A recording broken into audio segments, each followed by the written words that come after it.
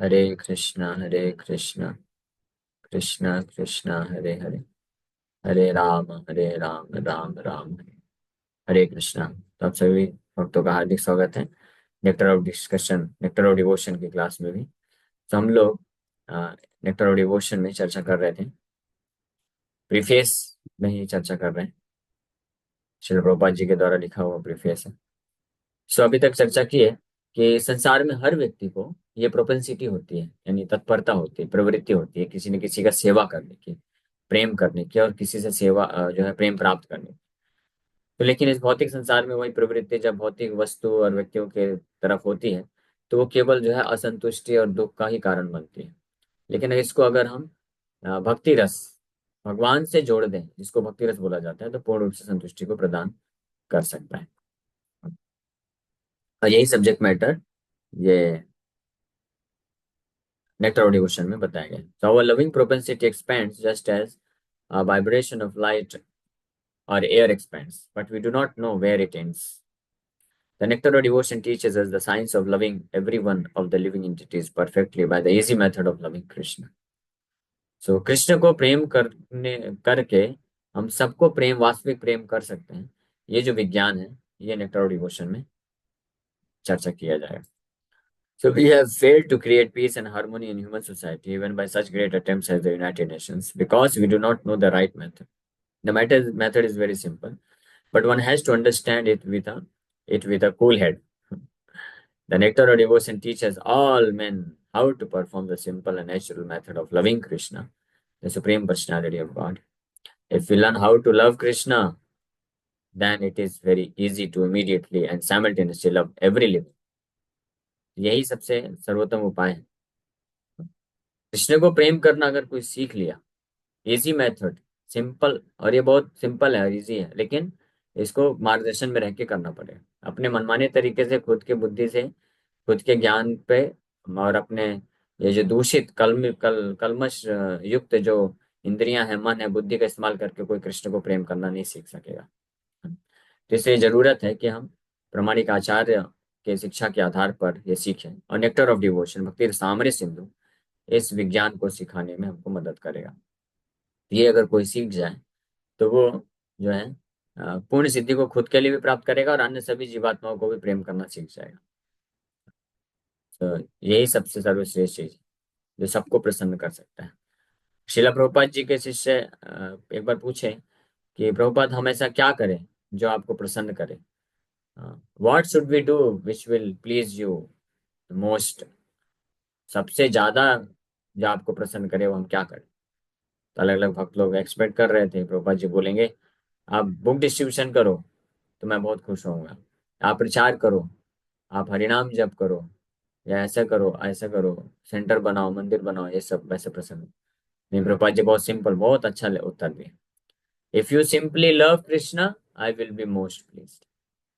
एक उत्तर में एक तीर से 100 निशाने, डायरेक्ट, क्योंकि सब चीज आ जाएगी फिर। प्रभुपाद जी बोले, अगर आप केवल कृष्ण को प्रेम करना सीख जाओ तो मैं बहुत प्रसन्न हो जाऊंगा। और ये एक्चुअली में जो जेन्युइन स्पिरिचुअल मास्टर होते हैं, जो वास्तविक आध्यात्मिक गुरु होते हैं, शुद्ध भक्त होते हैं, उनको प्रसन्न करने का एकमात्र यही तरीका है कि हम खुद कृष्ण को प्रेम करना सीखें। कृष्ण के प्रति अगर कृष्ण को प्रेम अभी नहीं कर पा रहे हैं, लेकिन कृष्ण को प्रेम करने के लिए हृदय में इच्छा रखें, और बाकी संसार के सारे जो family, society, nation, friend, relations, ये सब के प्रति जो प्रेम है, आसक्ति है, उसको हृदय से निकाल दें। हाँ? और कृष्ण को प्रेम करना सीख जाएंगे तो बाकी सबको वास्तविक रूप में प्रेम कर पाएंगे। उनको त्यागना नहीं है, त्यागते तो मायावादी लोग, हम त्यागना नहीं सिखाते, लेकिन एक्चुअल तरीके से, वास्तविक तरीके से कैसे प्रेम करना है ताकि वो भी खुश हो सके, हम भी खुश हो सके, वो सिखाना है, वो सीखना है। और वो कभी कब हो पाएगा? जब हम कृष्ण को ही प्रेम करना सीख जाएंगे, तब बाकी सबको वास्तविक रूप में प्रेम करना सीख पाएंगे। जैसे प्रभुपाद जी बोले, if you simply love Krishna, I will be most please. क्योंकि जो कृष्ण को प्रेम करेगा वो फिर कृष्ण की सेवा भी प्रेम करेगा, चाहे बुक डिस्ट्रीब्यूशन हो, या प्रचार हो, या कुकिंग हो कृष्ण के लिए, या कोई भी सेवा हो, तो सब अपने आप ऑटोमेटिकली करेगा। उसको बोलना नहीं पड़ेगा कि अभी मैराथन आ रहा है, सब बुक डिस्ट्रीब्यूशन करिए, अभी प्रचार करिए, फॉलोअप करिए, भगवान के लिए सेवा करिए कुछ, ये सब बोलना नहीं पड़ेगा, और अपने आप ही वो भावना जागृत हो जाएगी। It's like pouring water on the root of a tree or supplying food to one's stomach. The method of pouring water on the root of a tree or supplying food steps to the stomach is universally scientific and practical, as every one of us has experienced. Everyone knows well that when we eat something, or in other words, when we put foodstuffs in the stomach, the energy created by such action is immediately distributed throughout the whole body. Similarly, when we pour water on the root, the energy thus created is immediately distributed throughout the entirety of even the largest tree. It is not possible to water the tree part by part, nor is it possible to feed the different parts of the body separately. The nectar of devotion will teach us how to turn the one switch that will immediately brighten everything, everywhere, and one who does not know this method is missing the point. ये उस तरह से है जैसे वृक्ष के जड़ में पानी देने से वृक्ष कितना भी बड़ा वृक्ष हो उसके पत्ते फूल फल सब तक नरिशमेंट पोषण पहुंच जाता है।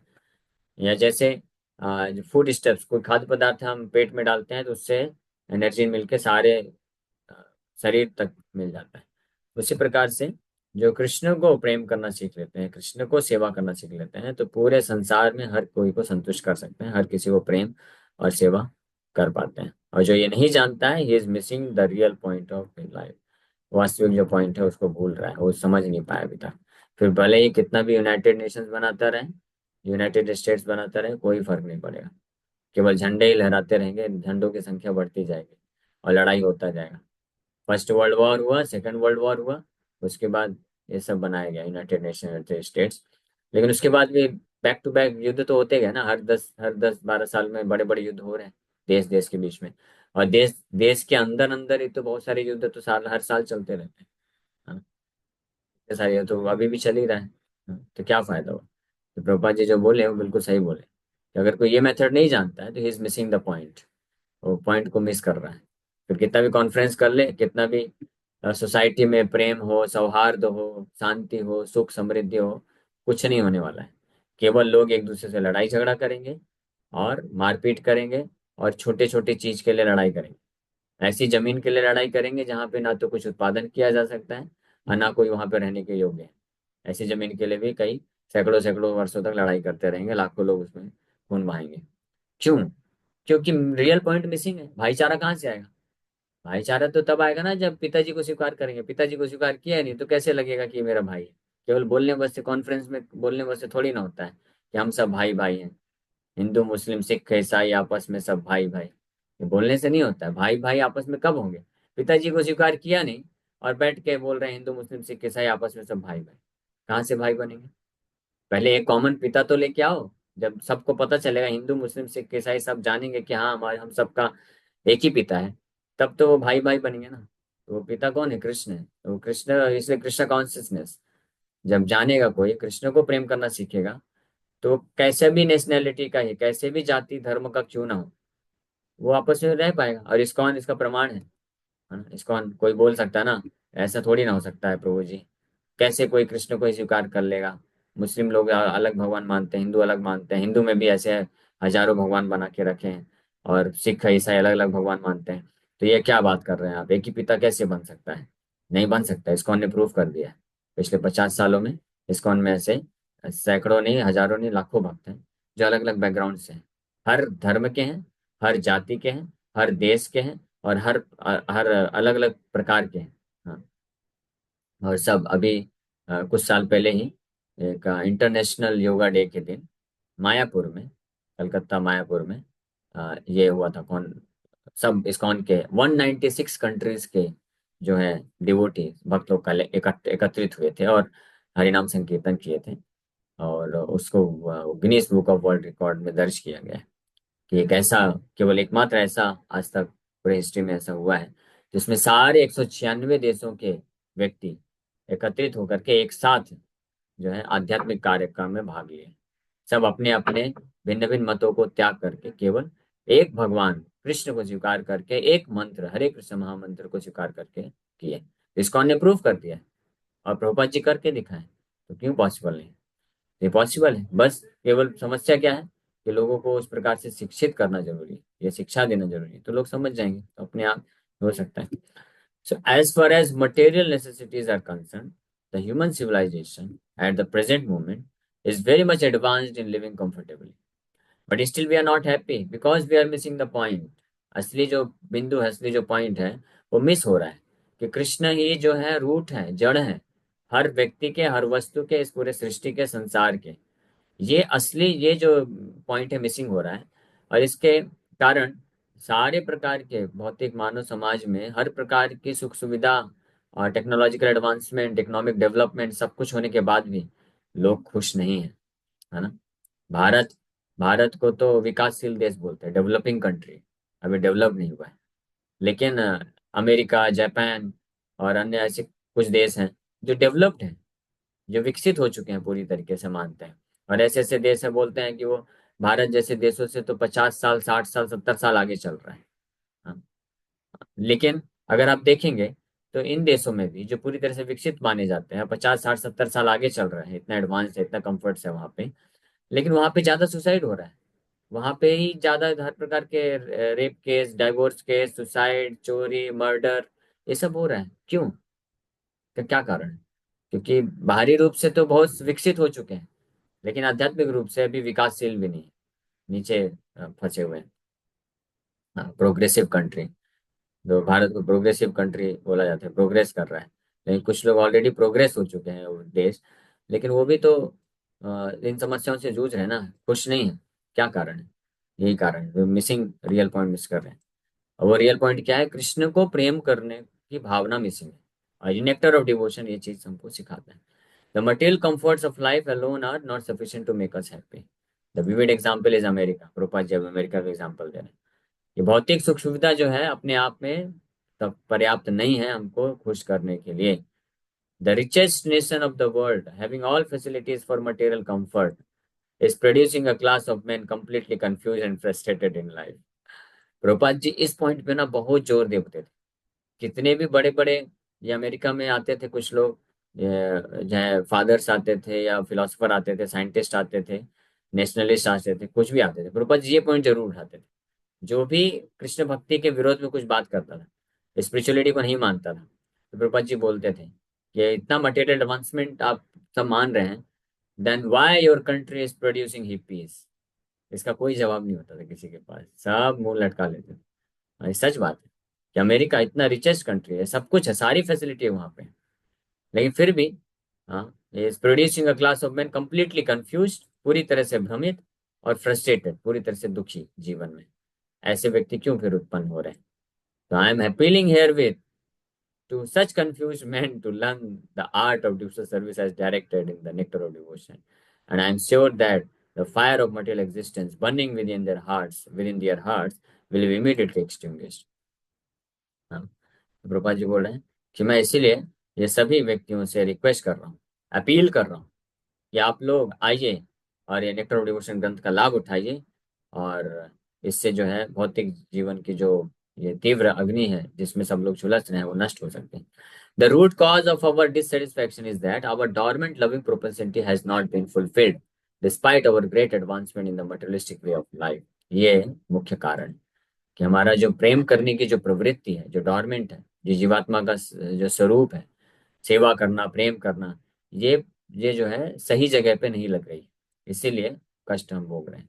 The nectar of devotion will give us practical hints how we can live in this material world perfectly engaged in devotional service and thus fulfill all our desires in this life and the next life. The nectar of devotion is not presented to condemn any way of materialistic life, but the attempt is to give information to religionists, philosophers, and people in general how to love Krishna. One may live without material discomfort, but at the same time, he should learn the art of loving Krishna.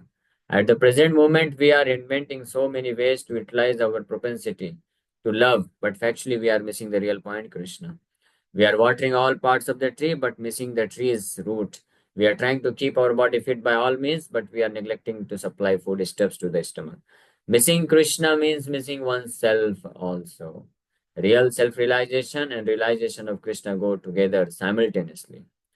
For example, seeing oneself in the morning means seeing the sunrise also. Without seeing the sunshine, no one can see himself.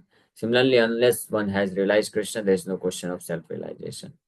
हाँ, last paragraph बचा है तो उसको भी पढ़ देते हैं। Preface complete हो जाए। तो यहाँ पे प्रभा जी बता रहे हैं कि ये रियल मिसिंग पॉइंट है, ये रियल पॉइंट।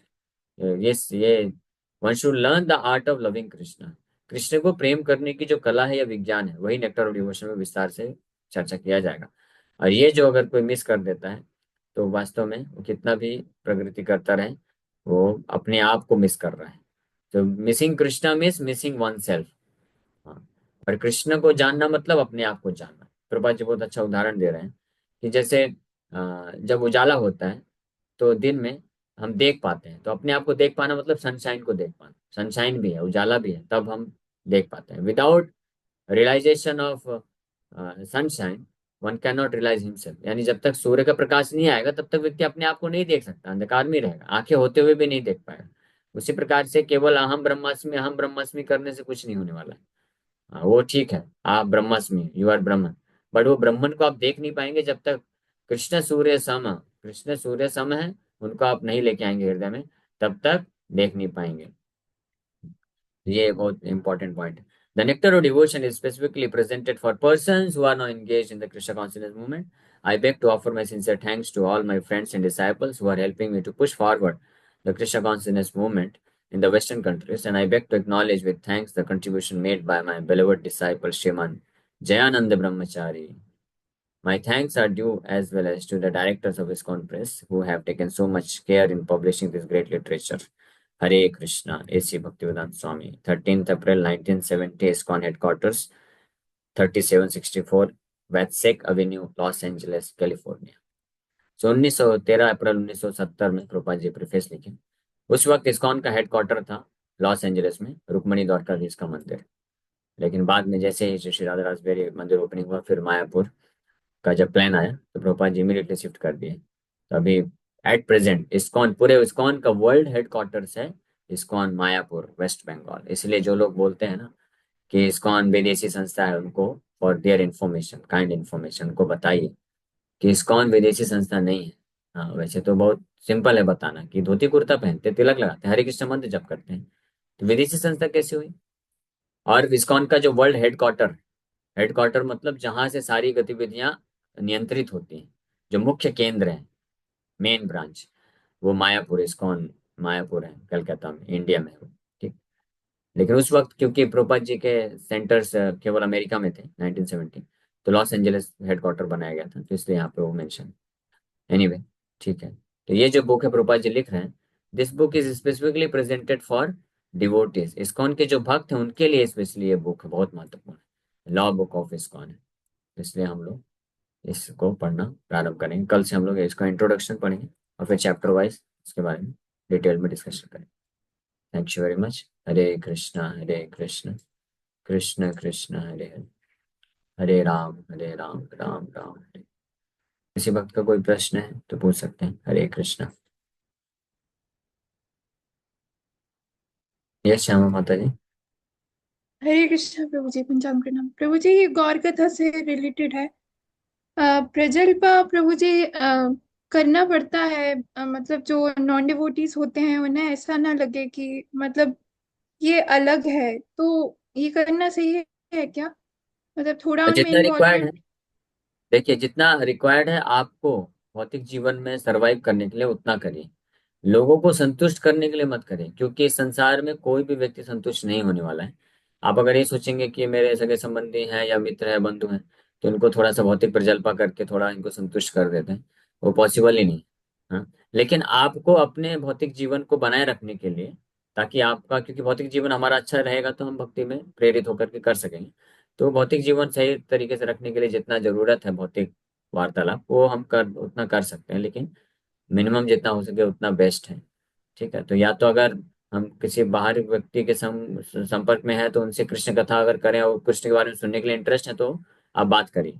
अगर देख रहे हैं कि उनको इंटरेस्ट नहीं है, जैसे भगवत गीता का या कृष्ण के बारे में कुछ बताते हैं, तो ये लोग जो है इंटरेस्ट नहीं दिखाते हैं, तो फिर भौतिक चर्चा करने कोई लाभ नहीं है, वो तो जो टाइम वेस्ट है। लेकिन जैसे आप कॉलेज में है, स्टूडेंट है, पढ़ाई करते हैं, तो आपके पढ़ाई से संबंधित कुछ बातें हैं, डिस्कशन है, तो वो करना चाहिए, क्योंकि वो आपको हेल्प करेगा ना एकेडमिक्स में आगे बढ़ने के लिए। इसी प्रकार से कोई जॉब है, धंधा करता है, तो आपके जॉब में परफॉर्मेंस देने के लिए या धंधे को अच्छा बनाए के रखने के लिए लोगों से जो भौतिक चर्चा है, चीजें हैं, वो करने की आवश्यकता पड़ती है, तो वो चलेगा उतना, लेकिन वो भी मिनिमम से मिनिमम नहीं, जितना रिक्वायरमेंट है उतना करना चाहिए। टीचिंग पर्पस के लिए जैसे प्रभु जी हम देखते हैं कि जो तिलक लगाते हैं और मतलब भक्त होते हैं उनसे लोग भागते हैं दूर। तो नॉर्मल उनके बीच में मतलब उन टीचिंग उनमें पर्पस से के लिए भी कैसा है, उनमें से एक दिखाने के लिए ये चलेगा क्या कि थोड़ा बहुत यहाँ वहाँ की बातें करना फिर प्रीच करना, तो ऐसे में थोड़ा इन्वॉल्वमेंट दिखाते हैं लोग, तो इस वजह से। एक्चुअली हमारा जो अनुभव रहा है इस मामले में, वो सजेस्ट करता है कि ये करने का कोई खास फायदा नहीं होता है। क्योंकि जो लोग भगवान कृष्ण को स्वीकार नहीं करते हैं, गीता में इंटरेस्ट नहीं है, नाम जप में इंटरेस्ट नहीं है, तो कई बार भक्त ऐसा सोचते हैं कि इनके साथ हम भौतिक प्रजल्पा करेंगे, थोड़ा स्पोर्ट्स का चर्चा कर लेते हैं, थोड़ा बॉलीवुड चर्चा कर लेते हैं, ताकि एक अच्छा फ्रेंडशिप बन जाएगा, फिर हम इनको कृष्ण के बारे में बताएंगे। तो वो सक्सेसफुल नहीं होता है मोस्ट ऑफ द केसेस, मान लीजिए 95-99% वो सक्सेस नहीं होता है, बल्कि उल्टा क्या होता है, भक्त का टाइम वेस्ट हो जाता है, और भक्त भी फंस जाता है कई बार। हाँ, ऐसे कई केसेस हुए, इसलिए ये अवॉइड करना चाहिए। हाँ। लेकिन इस दूसरा परिस्थिति है जो कि इससे बिल्कुल अलग है। दूसरा ये स्थिति है कि कोई ऐसा व्यक्ति है जो भगवान कृष्ण की भक्ति में इंटरेस्ट लेता है, वो भक्त बन चुका है, माला जप कर रहा है, इंटरेस्ट ले रहा है, गीता भी पढ़ता है, अभी वो कुछ भौतिक समस्या में फंसा है, तो उसको उस भौतिक समस्या से निकालने के लिए हम भौतिक जो है सोल्यूशन उसको दे सकते हैं, हेल्प कर सकते हैं, ताकि वो उस समस्या से बाहर निकलेगा, तो वो फिर भगवान की भक्ति में आगे बढ़ सकता है। लेकिन लोगों को भौतिक समस्या से निकाल करके हम उनको भक्ति से जोड़ देंगे, ऐसा सोचना जो है बहुत रेयर केस में वर्क कर भी सकता है, बट ज्यादातर केस में नहीं करता है। क्योंकि क्या होता है ना, लोग इस संसार में जब तक आप भौतिक लाभ देंगे, भौतिक चर्चा करेंगे, आपसे उनको कुछ बेनिफिट मिलेगा कि हाँ चलो अच्छा टाइम पास हो रहा है, तब तक तो वो रहेंगे। और जैसे ही आप गीता के प्रवचन चालू करेंगे, भाग जाएंगे। ऐसा हुआ है अमेरिका में, एक भक्त सोचे कि योगा सिखाते हैं पहले, तो योगा के बहाने कई लोग कलेक्ट होंगे, एकत्रित होंगे, और योगा से बेनिफिट प्राप्त करेंगे, फिर उनको मैं धीरे धीरे जो है गीता से कनेक्ट करके हरे कृष्ण जप कराऊंगा। तो 1.5-2 साल तक ये करते रह गए, योगा सिखाते रह गए, 2-2 3-3 घंटा बैठ के, और सब लोग बेनिफिट लिए, और ऐसे फ्री फ्री ऑफ कॉस्ट सिखा रहे थे। तो कई लोग आने लग गए और योगा सीख सीख के लाभ उठा लिए। और जिस दिन से उन्होंने गीता का प्रवचन चालू किया, हरे कृष्णा जप कराना चालू किया, तो जो लोग भक्ति में इंटरेस्टेड थे वही बस टिके, बाकी सब फिल्टर हो गए। तो उनको अगर शुरू से ही भक्त गीता क्लास देते, हरिनाम जप कराते, तो शुरू से ही टिके रहते। तो इसलिए इसमें नहीं फंसना चाहिए। तो अपना सबसे महत्वपूर्ण चीज है कि हम अपने आप को बचा के रखें, क्योंकि हम भौतिक प्रकल्प करेंगे तो पहले हम हमारी चेतना भी दूषित हो सकती है। तो अपने आप को बचाना भक्ति में ये ज्यादा इंपॉर्टेंट है, सबसे पहला प्रिंसिपल है।